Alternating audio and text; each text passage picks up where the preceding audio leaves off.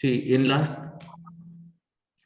last class, I already taught you about Prim's algorithm. All these things I already taught in Prim's algorithm. The property of minimum spanning tree. That means if suppose there are b vertex, there should be b minus one edges in the minimum spanning tree. Maximally acyclic होना चाहिए, minimally connected होना चाहिए. All these things I already taught you while I was teaching the Prim's algorithm. In this case, you can see, suppose this is graph given to you, you have to find out the minimum spanning tree, or spanning tree you have to find out. So in a spanning tree, if there are 4 number of vertex, then how many edges will be there? Only 3 edges are possible in spanning tree. Now it is the algorithm for minimum spanning tree, Kruskal algorithm. See, in first step, what you have to do, you have to make the set of all the vertex. You have to make the set of all the vertex. So suppose there are 6 vertex, you have to make the set for all the 6 vertex. And in second thing, what you have to do, you have to perform the sorting of the edges. You have to perform the sorting of all the edges in non-decreasing order. That means in ascending order. You have to sort all the edges of the graph in ascending order. After that, you have to take out one edge from the graph. That means you have stored all the edges in the queue of the graph. You have to select the smallest या जो minimum value वाली edge है उसे निकाल के बाहर करना है. मतलब sorting already perform कर दी आपने edges की, और जो minimum value वाली edge है that you have to take out of the queue. And you have to find, मैं बता दूंगा बाद में find set क्या होता है. तो you have to find set u and find, मान लो u v एड तुमने स्टैक से बाहर निकाली, u v edge you have taken out of the stack, then you have to perform the find set of u and find set of v. तो अगर वो equal होगा, in that case you have not to consider it. अगर equal नहीं होगा, then you have to consider it. But ये आपकी algorithm है. While I will explain the example, you will able to understand. देखो, in this case, what is happening? This graph is given to you. Suppose this is graph you are given to you. So इस graph का आपको क्या करना है? आपको minimum cost spanning tree find करना है यूजिंग द क्रुस्कल्स एल्गोरिथम. तो क्रुस्कल एल्गोरिथम का पहला स्टेप क्या है? First step of Kruskal algorithm is that, first step Kruskal algorithm का ये है कि आपको मेक सेट करना है सारे वर्टेक्स के. You have to make set of all the vertex. तो मैं मेक सेट कर रहा हूँ सारे वर्टेक्स के. You can see here.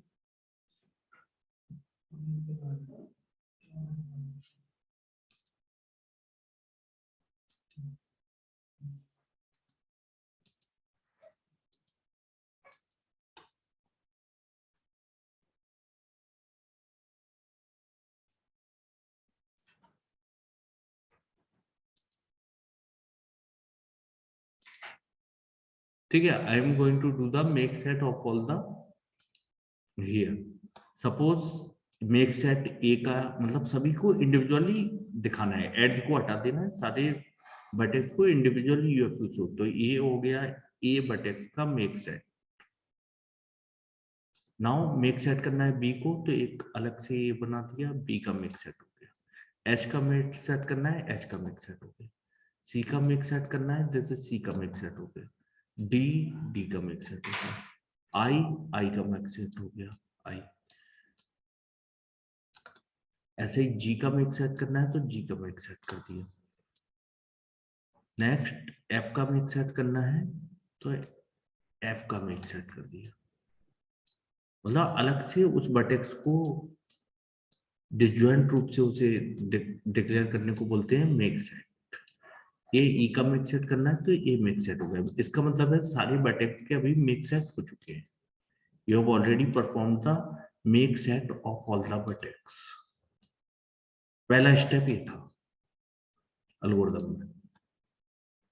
Now what you have to do, ये सभी के मेक सेट हो चुके हैं. नाउ नेक्स्ट स्टेप क्या है इस एल्गोरिथम का? Next step is that you have to all the address you have to write in the sorted order. तो पहला सबसे कम वाला एड कौन सा है? H G. तो मैंने यहाँ पे एच जी लिख दिया. नेक्स्ट कौन सा है? 2 वाला सी आई. तो मैं I have written here C I. Here is GF, so I have written here GF. That means I have written all the edges of the graph in the sorted order. पहले 1 वाला as लिखा, फिर 2 वाले as लिखे, 3 वाला कोई नहीं है, फिर 4 वाला एज CF लिखा, मतलब GF एंड CF, फिर 4 वाले लिखे, that means it is CI के बाद क्या है, ये CI GF हो गया, GF के बाद कौन सा है 4 वाला, AB and CF। After this 4 के बाद कौन सा है, 5 है नहीं है, 6 है नहीं है, 7 वाला HI, तो HI लिख दिया, BC लिख दिया, मतलब इसी हिसाब से सॉर्टेड ऑर्डर में आपको सारे adjust you have to note down over here. तो मतलब ये सारे मैंने क्यू के अंदर डाल दिए, सारे एडजस्ट सॉर्टेड ऑर्डर में I have inserted inside the Q. Now what you have to do, I have already inserted all the edges inside the queue. Now you have to take out one edge from the queue. सारे sorted order में edge आ गए, एक edge को बाहर निकाला queue से, that is पहले edge को जो सबसे minimum value वाला है HG। तो HG वाले edge को बाहर निकाला, मतलब एक है H और दूसरा है G। अब मैंने देखा H का पेरेंट कोई है नहीं है, खाली H अकेला सेट है, G का कोई पेरेंट है नहीं है, ये भी खाली अकेला है, तो इसको जोड़ दो, वी कैन कनेक्ट दैट, मतलब ये आउटपुट में आ जाएगा।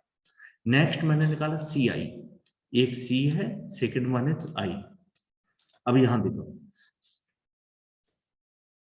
Now I have seen here C और I, देखो C का कोई पेरेंट है नहीं है, ये अभी कनेक्टेड ही नहीं किसी से, I भी कनेक्टेड नहीं है किसी से, तो इसका भी कोई पेरेंट नहीं है, तो CI को कनेक्ट कर दो। नेक्स्ट एट कौन सा है, GF।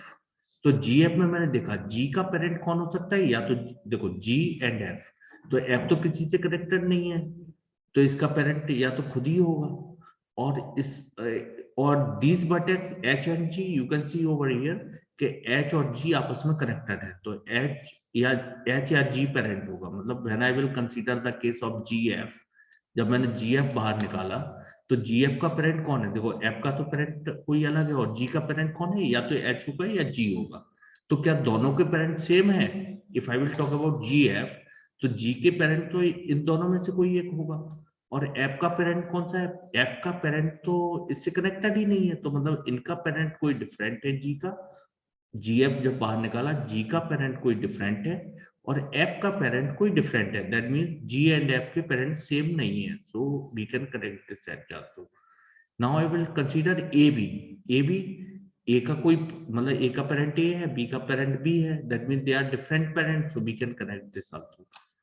Now I will see CF, C and F, C and F, देखो C का पेरेंट कौन हो सकता है, या तो C होगा या I होगा, और F का पेरेंट कौन हो सकता है, F होगा, G होगा या H होगा, दैट मींस C का पेरेंट अलग है, if I will consider this one CF, तो C का पेरेंट कोई दो में से एक होगा, और F का पेरेंट इन तीनों में से कोई एक होगा, that means their parent are different, C का पेरेंट अलग है, F का पेरेंट अलग है, that means we can connect this node.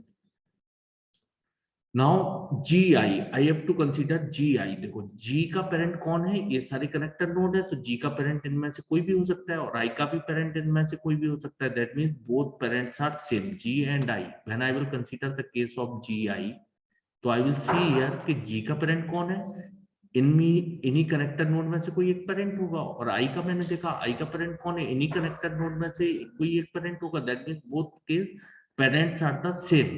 So in this case, what will happen? We cannot connect GI. We will not connect GI. Cycle बन जाएगा।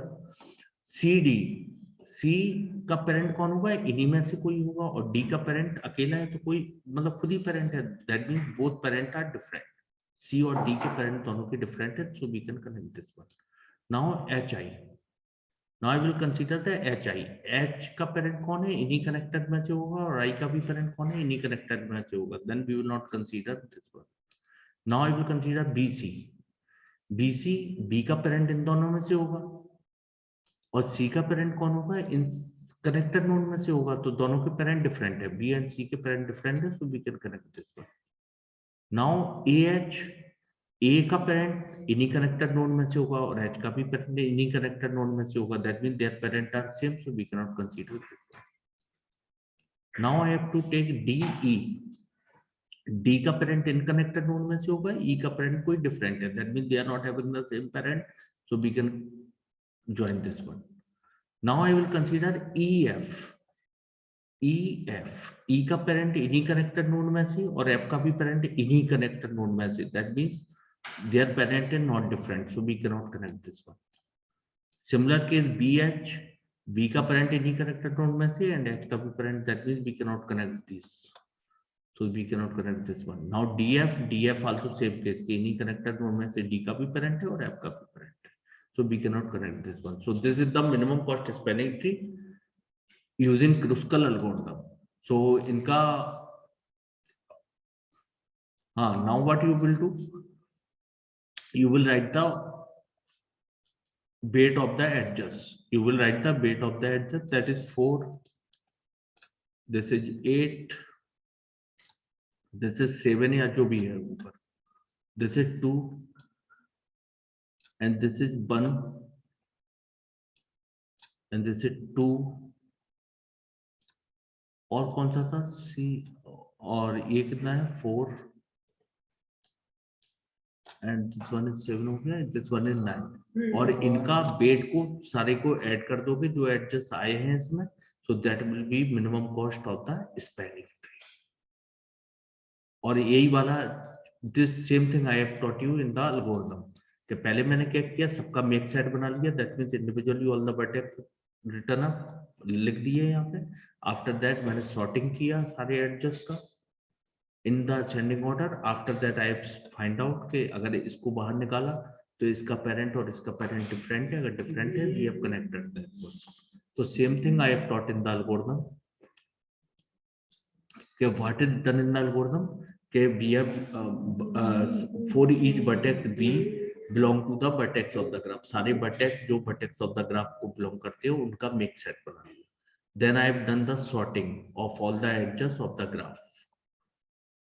Then what I have done, I have taken out one of the edge from the graph and we have find set of E and find set of V. If find set of E, U and then find set of V is different, that we have considered it, otherwise we have not considered it. So this is the Kruskal algorithm for the minimum spanning tree. Its complexity is for sorting we have performed that means suppose E number of the edges are there, for sorting we have done complexity is E log E. And suppose there are total number of edges are E, so total we can say E log E plus E complexity is for the Kruskal algorithm. And how many edges are there? Suppose there are 1, 2, 3, 4, 5, 6, 7, 8, 9 vertex are there. So 8 edges will be there in the minimum spanning tree. So I think so it is over. Now, if you are having any doubt, you can ask.